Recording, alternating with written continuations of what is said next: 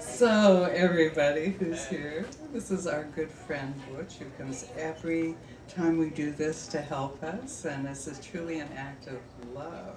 And he works all day, both days, trying to wrangle people to our tent.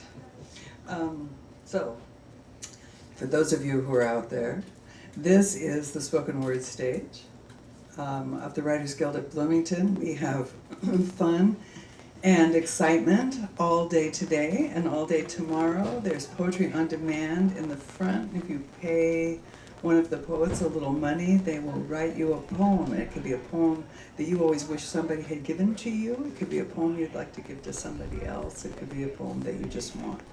Okay. So next up today is Butch D'Ambrosio, who is in his first public appearance since his, since his last public appearance.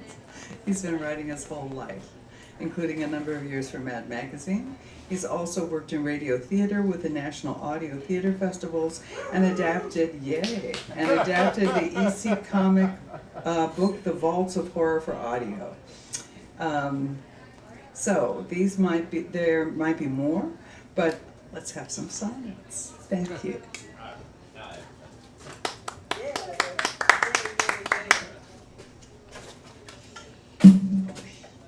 Sorry about that.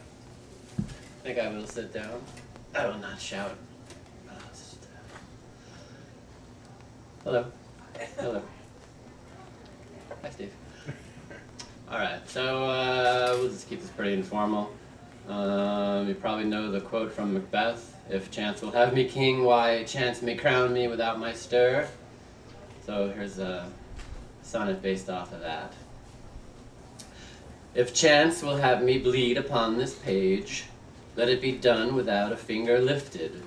But if it makes me wait until old age, let me be by my own action gifted. If chance will have me maintained in this cage, let me be swallowed by an earth rifted. For it is better my place upon a stage, as downward the sands of time are shifted. I am here to live, not to assuage all who are now into my path drifted. Am I to react, or ought I engage with skills from behind the veil I've lifted? Let chance have me tifted and bound by rage. By grace and will swifted, I shall fill this page. So, from the genre of people writing about writing.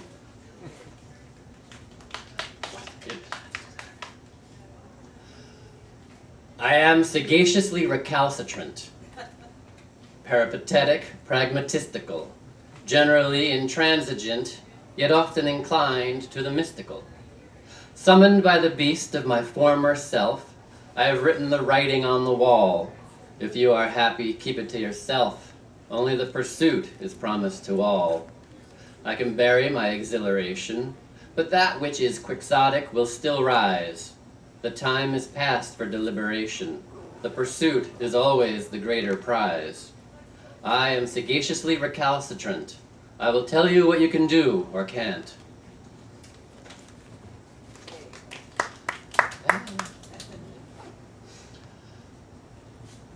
She will tell you that the magic never lasts, and she knows because she's a magician. She will tell you life is electrical blasts, and she knows because she is an electrician. She will claim that she is a burning star, and it's true, you will never get that close. She will only want you when you are far, and that's when you most need a second dose. You will insist that love is forever, and she knows you mean it at that moment, but never again means now and for never. Your rose-colored glasses lack dark enough tint. She will agree you tried, but not hard enough, and she knows because not knowing is tough. So, you don't have to do that every time, it's quite all right. I'm gonna just, how many can I read in 20 minutes? You wanna do that? All right, sometimes I did work at a Renaissance fair and wrote the sonnets for, well, at the fair you can say what you want, more in the Shakespearean manner. So, What wouldst thou have me swear my swearing upon? Ought I make oaths to memories of thee? If I be treated as though love were gone, how should my notes of allegiance flow free? Do I pledge mine eyes, yet remain unseen? Do I offer life and limb for excuses? Do I give my weight for a moment lean, and hold out for all that hope conduces? But if I ought, and do as I am ought, and find I am to be abandoned when every token of love that I have bought is thoughtlessly discarded, then there be no payoff or reimbursing. The swearing I've sworn shall become cursing.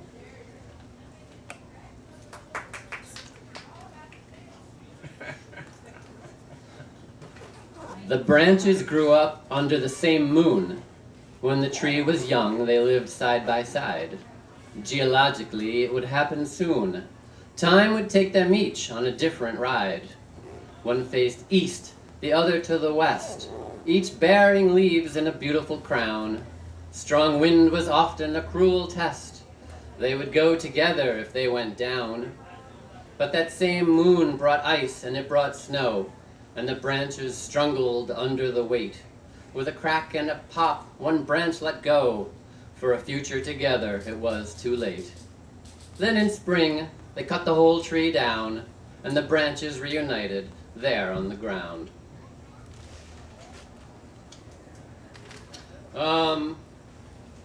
I often like to write sonnets based on artwork and stuff. So there's a great book of John Singer Sargent's watercolors called, I guess, John Singer Sargent's Venice. So here's one from there.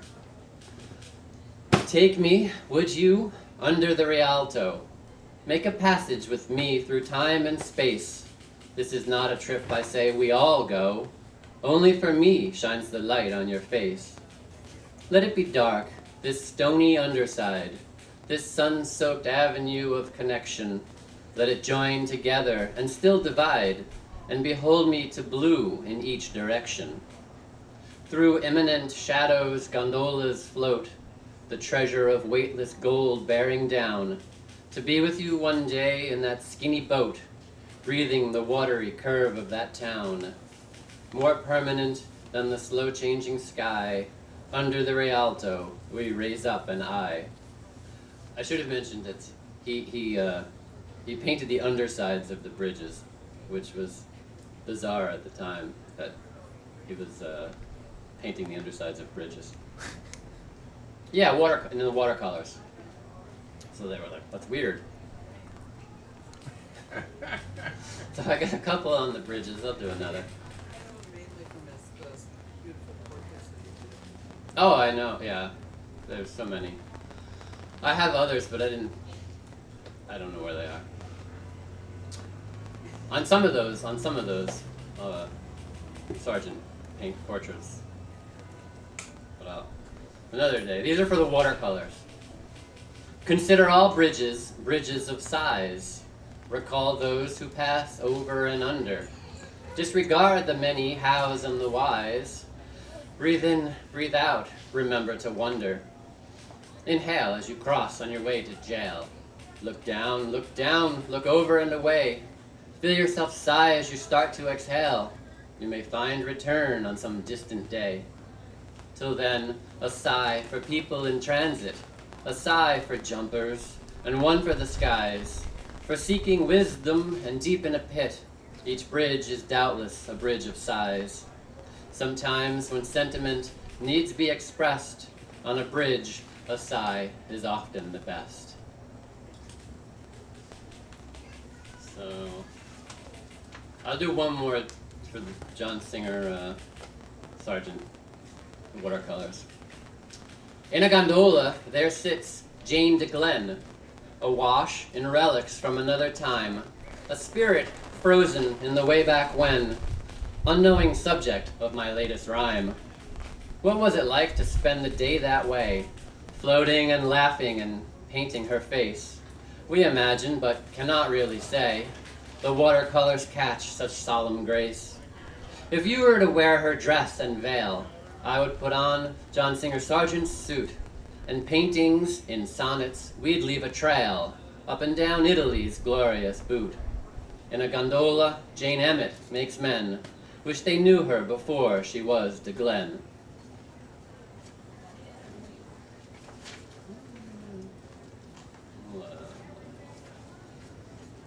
And then we'll just carry on. The sheets fold easier another way. There's a way without the struggle and reach. That's how they were folded some long ago day, like how we folded blankets at the beach. At each corner a hand, 4 hands to fold. The sheets fold easier this other way. Now the corners are a struggle to hold, and we live in a world with no time to play. There's no more folding blankets at the beach. At each corner a hand, 4 hands to fold. There's only alone and what it might teach, struggling with the sheets until we are old. Oh, the easy way, the laughs and howls, when with 4 hands we folded dish towels. You know, dish towels only this big. Oh, here's gray skies, which we had a little earlier, as you know, the rain. Hi, everybody. Gray skies get depressed when the skies are blue. They feel their sense of purpose has been lost. Dust storms can be said to feel that way too, when gray skies leave dirt too heavy to toss. Gray skies get depressed when the sun shines bright. They feel they have no place in this old world. Darkness gets annoyed at a new morning light, when radiance flows like a flag unfurled. Gray skies sometimes walk into a blue room and take the colors with them as they rain. But the colors return as flowers bloom, and then their reason for being is plain. If you get depressed when the skies are gray, remember you must rest in order to play.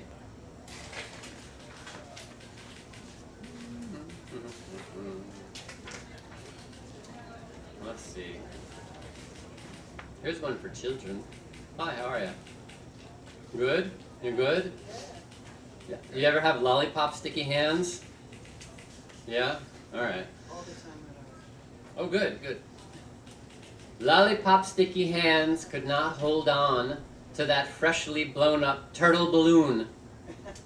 That is how toddlers learn what is here gets gone, though we tell them the turtle flies to the moon. How many turtle balloons would it take to carry a toddler into the sky? Would they hold on till their sticky hands ache, or let go and learn that they cannot fly?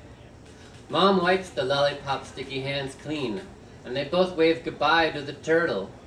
No one will know what the turtle has seen, but an imagination that's fertile. It is toddlers calling out turtles' names, and turtles all the way playing flying games. You all know the...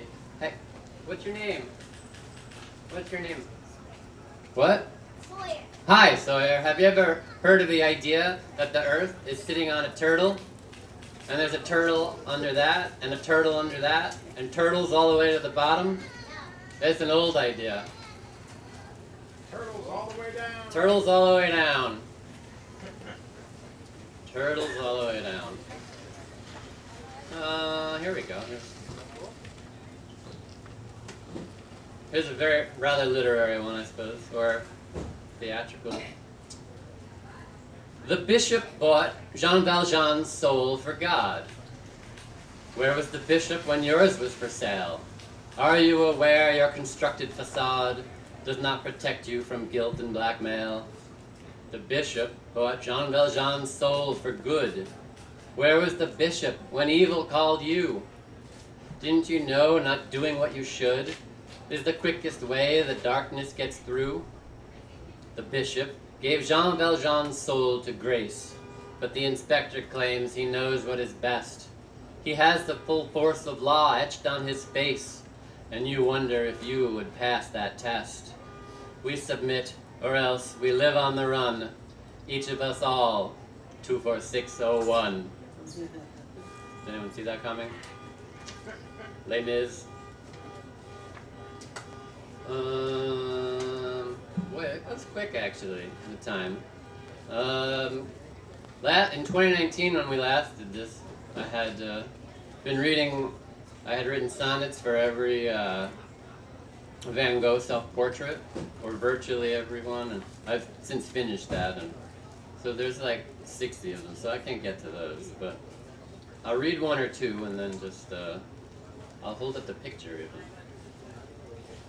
Hold on. Sorry. So basically, I had all the pictures, all the self-portraits. What's beneath, what's below, what's been erased? In my sternness, how could I not be frank? Each portrait a little of what I've faced, and not enough to take it to the bank. I've been in holes, deep, dark, dismal, and dank. What have I scraped away, crossed out, wiped clean? It's hard to believe that canvas was blank. What state is this painting stuck in between? In all of the landscapes, more self-portraits. In the still lifes, the heights from which I sank. What would you see beneath all of these bits? The emotions from which I never shrank. It is mine, mine only, what is not there. Is and could have been, don't get to compare. So, it's a very interesting fellow, that Van Gogh. Here, this is self-portrait of the artist at his easel. It looks like that, pretty much. I knew me well, my variations. I could always tell when I'd lost control. Anyone could smell burning relations. Oh, how I would yell to command my soul. But, laughed at by fate, alienation has placed the locked gate in my forked foot path. I'm in a sad state, choked on my ration. I've taken the bait of my aftermath. I am bone on bone and perturbation. I was left alone, denied of my part, hurt by stick and stone with no causation. I will till last moan turn life into art. Refuse to look back, and ignorance wins. What is only black paint over my sins. So anyway, there's a whole slew of those. But eventually, I also decided that I was going to do a sonnet for every Robert Johnson song, or something in that vein. I mean, he's only got also 30 songs or something that are, recordings. So some sort of variation on that. So this one is pretty self-explanatory. 21st century hellhound calling. You don't have to answer, we know you're there. We will divide with our caterwauling. You will despair that the world ain't fair. 21st century hellhound calling. You don't have to think, we take care of that. We unite by claiming the sky is falling, and will slowly constrict your habitat. Here's what's particularly galling. You won't even notice till it's too late. 21st century hellhound calling. Take that free will and shove it up your fate. 21st century planet is jail. You'll always have a hellhound on your trail. They're kind of dark. A little dark. So, we'll just finish out with one or two others. Try and be more positive, but... Well, you've got a good audience for the Oh, good. All right. Well, I could... Nah, we'll just finish out with a few. I mean, I could just... All right, here. Well, it's not too dark. It's okay? Yeah. A horror writer and a goth queen here. So All right. Me and the devil walking side by side, each aware that the other's wants are there. Burdened by ambition and damned by pride, I'm gonna give that bus driver my fare. Me and the devil, neither of us speaks. We both know what the deal is gonna be. Heaven sounds pretty, but I think that it leaks. I'm gonna do what I came here to be. You can bury me when I'm dead and gone. By then the devil will have spent his cut. I may not regret the road I am upon. When it's time to go, I'll feel it in my gut. Me and the devil, ain't no tears to cry. He looks at me and says, it's the devil and I. He's a grammarian. So then it's, the devil and I know you are looking. We even know all that you want to see. The devil and I know you are looking. He's gonna help me be all I can be. The devil and I, we made a good plan. We didn't need nobody to consult. He knew I had tried to be a good man, but I had never had a good result. The devil and I, we made a good trade. A little what we want and what we need. I'm gonna burn out and not merely fade. He's gonna harvest what my soul will bleed. One day I will leave, but not really go, and you'll get my downfall as part of your show. And in his case, we've been talking about him for 100 years. One more? One more. Oh, here, we'll just stick on this same topic. The crossroads want you stuck in the middle, where you are racked with your indecision. You want to leave, but can only fiddle, and most of all, you feel their derision. They want to hold you, but have only curbs, and they act as if linear in time. You move forward until something disturbs, and then in a new direction you climb. But the crossroads are a cycle, a trap. You choose and move on, but they pull you back. A new intersection, the same old crap, and all of your dreams just fade to black. The crossroads get you to capitulate, not knowing you're stuck in a figure eight. So, all right, thank you. Thank you. We'll see you at the other tent, please. Stop by. Thanks.